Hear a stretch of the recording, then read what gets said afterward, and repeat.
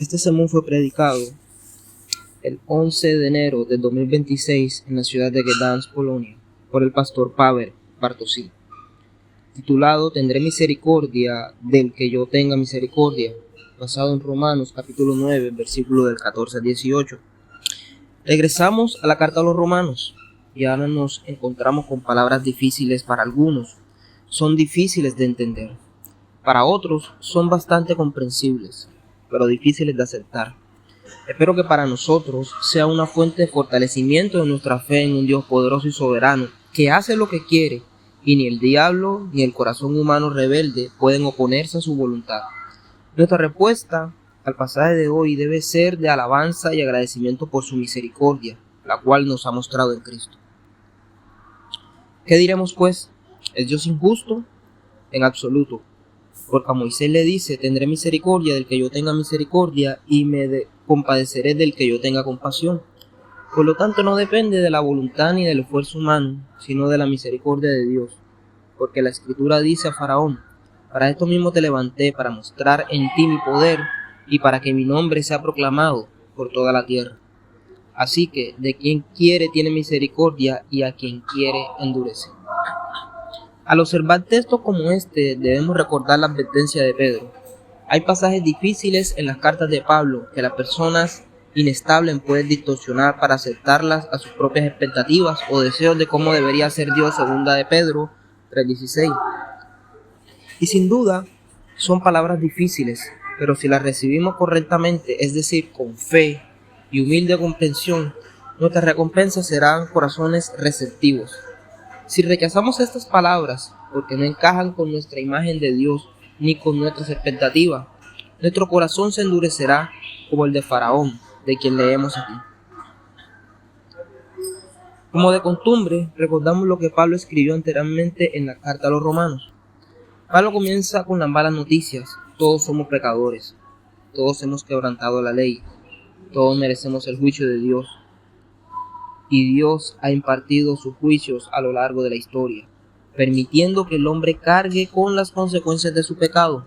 Pero estos juicios temporales son un anticipio del juicio futuro que le espera al pecador impenitente cuando comparezca ante Dios con toda su culpa. Pablo presenta entonces la buena nueva. Dios amó a los pecadores, su Hijo, Jesucristo, murió por nuestros pecados. Y mediante la fe en Él, recibimos la justificación como un regalo, no como una recompensa por nuestros méritos. Si Dios se guiara por el principio del pago por nuestra obra, todos pereceríamos en el infierno. Por lo tanto, la justificación es un regalo inmerecido. Se nos da gratuitamente mediante la fe en Jesús. La verdad de la justificación por la fe no es una verdad nueva que se encuentre solo en el Nuevo Testamento. Es cierta en toda la Biblia, como lo demuestra el ejemplo de Abraham, que Pablo cita. Abraham creyó a Dios y le fue justificado por la fe. Luego en los capítulos del 5 al 8, Pablo analiza las consecuencias de la justificación. Así que, antes éramos enemigos de Dios, ahora tenemos paz con Dios. Éramos esclavos del pecado, ahora vivimos en libertad como hijos de Dios. Vivíamos con temor a la condenación, ahora no hay condenación para los hijos de Dios. Y en el capítulo 9, Pablo continúa enseñando quién es este pueblo redimido de Dios, salvo por la fe en Jesús, quién es este Israel de Dios. Afirmar que en Israel la pertenencia existía en dos niveles. Se podía ser israelita externamente, lo que significa que se podía recibir la señal de la circuncisión, participar en el culto, cantar salmos y llevar una vida relativamente decente. Pero también hay una realidad interna, la circuncisión del corazón. Y quienes la han experimentado constituyen el verdadero Israel. Lo mismo ocurre en la iglesia. Se puede ser cristiano externamente, miembro de la iglesia bautizado en la carne, pero sin purificación de corazón. Pero el verdadero Israel son aquellos entre judíos y gentiles que confían en Dios. ¿De qué depende esto? Pablo dice, de la elección de Dios. Dios eligió a Isaac, no a Ismael. Dios eligió a Jacob, no a Esaú. Y ahora llegamos a nuestro pasaje. Dado que Dios eligió a Jacob, no a Esaú, Pablo plantea la pregunta que esperaba oír. Versículo 14. ¿Qué diremos entonces? ¿Es Dios injusto? En absoluto. Así que Pablo sabe que reacciones esperar cuando comienzan a enseñar sobre la gracia soberana de Dios y su elección incondicional. Por lo tanto, es injusto que solo algunos sean elegidos. Recuerda, si les explicas a alguien la verdad de la gracia soberana de Dios y su elección incondicional, provocarás oposición. Es de esperar que esto a veces provoque malentendidos e incluso una reacción emocional. ¿Y qué? ¿Tiene Dios misericordia de quien quiere? ¿Es Dios injusto en este sentido? Pablo responde, Dios no lo quiera. Qué pensamiento tan absurdo e improbable. Tendré misericordia de quien yo quiera tener misericordia. Y amplía esta respuesta, versículo 15. Porque dice a Moisés, tendré misericordia de quien yo quiera tener misericordia, y me compadeceré de quien yo quiera tener compasión. Y aquí tenemos otra cuestión que resolver. ¿Acaso Dios elige basándose únicamente en su propio beneplácito, no en nuestros méritos? Si queremos entender las enseñanzas bíblicas sobre este asunto, la Biblia comienza presentando los derechos de Dios, no los derechos humanos. La verdad sobre tu salvación comienza con la afirmación, tendré misericordia del que yo tenga misericordia y me compadeceré del que yo tenga compasión. Por lo tanto, no depende de la voluntad ni de los esfuerzos humanos, sino de la misericordia de Dios. ¿De qué depende tu salvación? De la misericordia de Dios.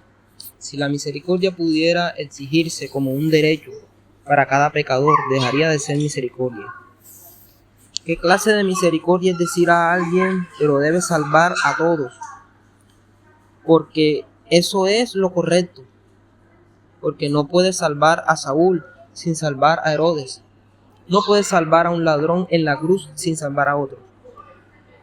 La misericordia por definición no puede ser una obligación, porque Dios no le debe la salvación a nadie. Que se la haya concedido a Noé, Moisés, Nabucodonosor y Saúl es un acto de su gracia, no una obligación. Versículo 16, por lo tanto no depende de la voluntad ni de los esfuerzos humanos, sino de la misericordia de Dios. Si Dios te ha abrazado con su gracia, no fue el resultado de tus esfuerzos, sino de tu misericordia. No puedes atribuirte ni un ápice de gloria. Los salvos en el cielo son exclusivamente aquellos con quienes Dios ha mostrado misericordia.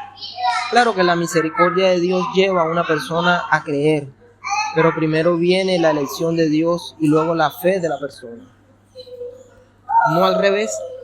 No es que una persona decida creer, sino que Dios dice, en este caso, yo lo escojo para salvación. En este caso, le mostraré misericordia porque ha creído en mí. Ninguna de estas cosas, la palabra de Dios es clara. Jesús dijo, Juan 6:44, nadie puede venir a mí si el Padre que me envió no le trajere y lo resucitara en el día postrero. Efesios 1:4, Pablo dice que Dios según nos escogió en Él antes de la fundación del mundo para que fuéramos santos y sin mancha delante de Él en amor. Aquí a veces surge la pregunta, ¿qué pasa si alguien quiere confiar en Dios, pero Dios se niega a tener misericordia de él? Esta pregunta revela una mala interpretación del asunto. Si una persona quiere confiar en Dios, es una manifestación de la misericordia de Dios y de la obra del Espíritu en el corazón humano. Jesús dijo que no rechazaría a nadie que venga a Él con fe. Juan 6:37 dice, todo lo que el Padre me da vendrá a mí, y el que a mí viene no le echo fuera. Por lo tanto, todo aquel que es elegido por el Padre vendrá al Hijo, con el corazón transformado por el Espíritu Santo. Así que, si que una persona venga o no a Jesús, es nuestra decisión, pero el Padre ha dado a esa persona al Hijo. Y el Hijo no rechazará a ese hombre. Por lo tanto, de ninguna manera podrías acudir a Jesús con fe sincera y ser rechazado, porque tu fe da testimonio de que Dios ya ha comenzado su obra buena y maravillosa en ti. Eres un taller para la obra del Espíritu Santo, Filipenses 2:13. Porque Dios es quien en vosotros produce tanto el querer como el hacer por su buena voluntad. Tu salvación depende de la misericordia de Dios. Esta verdad lo cambia todo. Cambia tu perspectiva sobre Dios, sobre mí mismo, sobre la persona, sobre la gracia, sobre la salvación. Esta verdad fue un punto de inflexión en mi vida y en la de muchos otros cristianos. Ejemplo, un donante decidió financiar la educación universitaria de 20 niños de un barrio pobre de su ciudad. Sin embargo, ese barrio tenía 120 niños. ¿Alguien se atrevería a decir que por haber ayudado a 20 de los 120 niños actuó injustamente con los otros 100? No.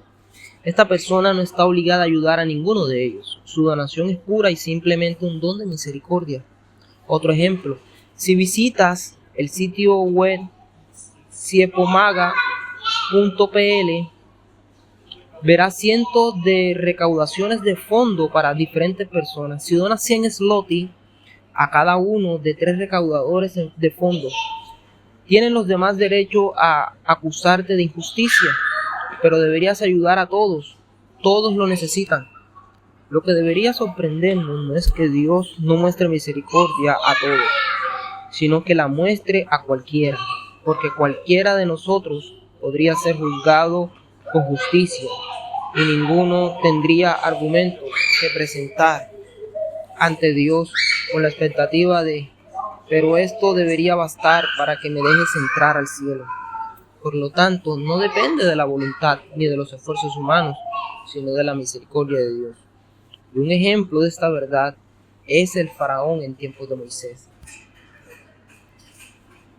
Porque la escritura dice a faraón: para esto mismo te levanté, para mostrar en ti mi poder y para que mi nombre fuera proclamado por toda la tierra. Por lo tanto, con quien quiere tiene misericordia y con quien quiere endurece.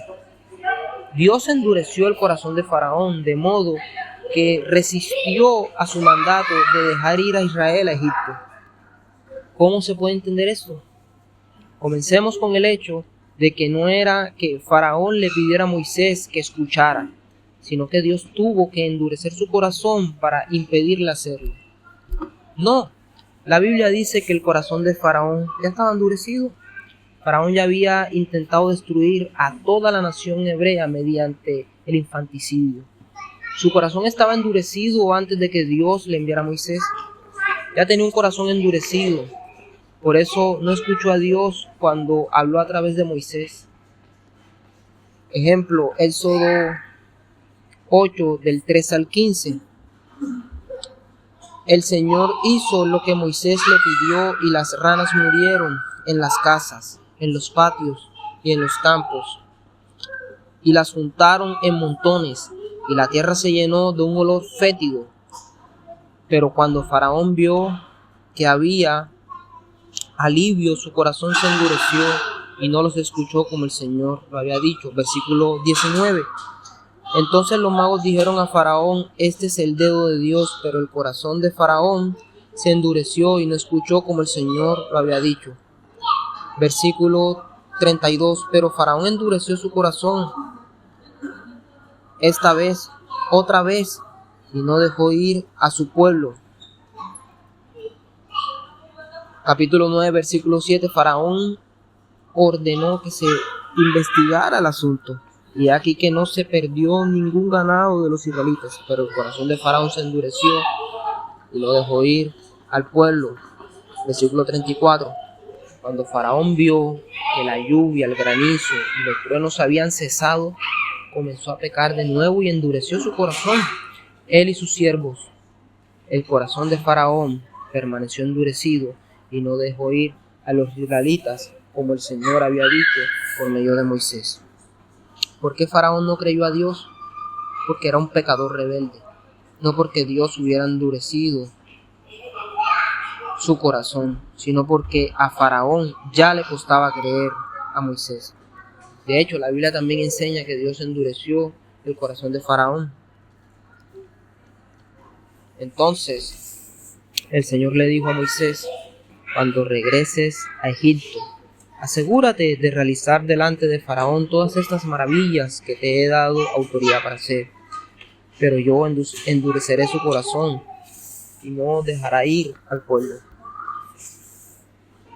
Entonces el Señor le dijo a Moisés: ve a Faraón, porque ha endurecido su corazón y el corazón de sus siervos para que realicen estas señales mías entre ellos. Pero el Señor endureció el corazón de Faraón para que no los dejaran ir. Entonces podemos preguntarnos, ¿fue el Faraón quien endureció por su corazón pecaminoso o fue Dios quien lo endureció? Ambas son ciertas. Si Dios endurece a alguien, es una dureza en la que ya persiste. ¿Y qué hace Dios en tal situación? Según Tesalonicenses 2, del 12 al 13. Por esta razón Dios se les envía un poder engañoso para que crean la mentira, a fin de que sean condenados todos los que no creyeron a la verdad, sino que se complacieron en la injusticia. En cuanto a los creyentes, Pablo escribe: pero siempre debemos dar gracias a Dios por ustedes, hermanos amados por el Señor, porque Dios los escogió desde el principio para la salvación mediante la santificación por el Espíritu y la fe en la verdad. Dios envía engaño a quienes persisten en la mentira y el pecado. Esta es la respuesta de Dios a la maldad humana. Al comienzo de la carta a los romanos, Pablo escribió que el corazón humano está lleno de iniquidad e idolatría. Por lo tanto, Dios los entregó a la impureza en las concupiscencias de sus corazones. Romanos 1:24. Por lo cual Dios también los entregó a las lujurias de sus corazones, a la impureza, a la deshonra de sus cuerpos entre sí. Y así fue con Faraón. Faraón decidió rebelarse contra Dios y Dios endureció su corazón en enemistad. Le dio a Faraón lo que quería. Así que cuando Dios endurece el corazón de alguien, no significa convertirlo en piedra. Ya es piedra. Dios solo permite que una persona siga el camino que eligió de perdición e incredulidad. Dios entrega a la persona a las consecuencias de su propia necedad. O muestra misericordia. ¿A quiénes? A quienes ha elegido. A quienes ha elegido de tener misericordia. Esto ofende a algunos y a otros los lleva a la humildad y a la gratitud por el resto de sus vidas. No es casualidad que estés aquí hoy, escuchando la enseñanza sobre este tema. Dios quiere que estés en este segundo grupo. No es cierto especular, porque Dios eligió a uno e incluyó a otro, excluyó a otro. No es cierto preguntarse cuáles son los decretos eternos de Dios. No es una verdad académica que algunos digan ser calvinistas en teología y otros arminianos. Es una verdad muy práctica que debería llevarnos a alabar a Dios por su gracia y misericordia. Y el último versículo, que es la conclusión de lo que hemos dicho, versículo 18, por lo tanto Dios tiene misericordia de quien quiere y a quien quiere endurece. Dios tiene misericordia de quien quiere y a quien quiere endurece. Él es Dios y es grande y nosotros somos pequeños. Él es el creador y nosotros somos criaturas. Pero no solo eso, sobre todo, Él es santo y nosotros somos pecadores. Si una persona no reconoce estas verdades, no se arrodillará ante Dios como creador y salvador soberano. Tal persona acusará a Dios, blasfemará contra Dios y en última instancia dirá: no creo en ti. La verdad de la gracia soberana de Dios solo es aceptable para los creyentes. No entendemos los planes de Dios, pero somos cristianos. Esto significa que creemos en la resurrección, el nacimiento virginal y en un solo Dios en tres personas. No porque entendamos cómo es posible, sino porque Dios revela estas verdades en su palabra. No entiendo la elección de Dios, pero creo en esta verdad porque Dios nos la revela en su palabra, aunque me resistí a ella por un corto tiempo. Tu salvación está escondida solo en Dios. Él tendrá misericordia de quien la tenga. Creo que Él tiene misericordia de ti porque confiaste en Jesús. Si aún no lo has hecho, confiesa tus pecados a Dios, arrepiéntete y acepta el regalo de la salvación de Dios mediante la fe en Jesús. Él no rechazará a nadie que venga a Él. Amén.